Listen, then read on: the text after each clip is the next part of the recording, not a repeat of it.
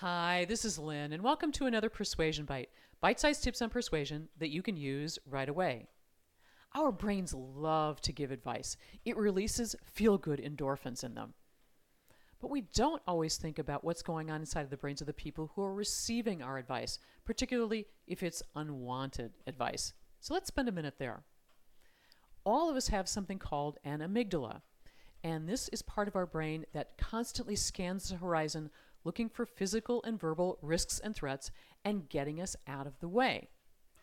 One of the biggest perceived risks we can have at work is loss of status. This can be triggered when we give somebody unwanted advice.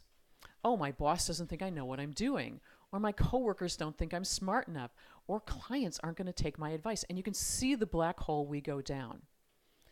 And as our amygdala gets overexcited, it's looking for ways for us to reach equilibrium. And what happens is that it excites the left prefrontal cortex, which means suddenly our resistance goes up and we are looking for ways to be critical of the advice, the unwanted advice we've just gotten. Well, that's not going to work. Or I tried that once before. And what ends up happening is that the whole idea of giving advice to make things better just crashes. That said, how can we do a better job with this?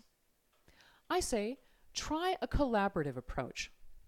Say to whoever you're working with, I don't know everything there is to know about this, but I do want to work with you to figure out what makes the most sense in your situation, and invite them to tell you more. And after you listen carefully and attentively and actively, ask them, okay, so now that you've shared this good information, what are you thinking we ought to do about it? Because two wonderful things happen. First, you've actually raised their status because you've shown them you think they know what to do.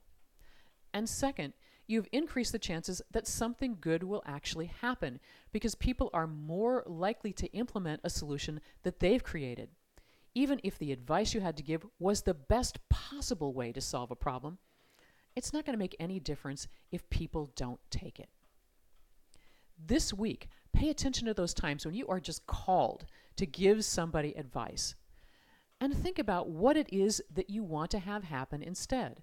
To raise somebody's status, to have them improve the situation. And then listen carefully as they speak and support them in making these things happen. Because when you do that, without saying a whole lot, you can become the most persuasive person in the room. Thanks for watching.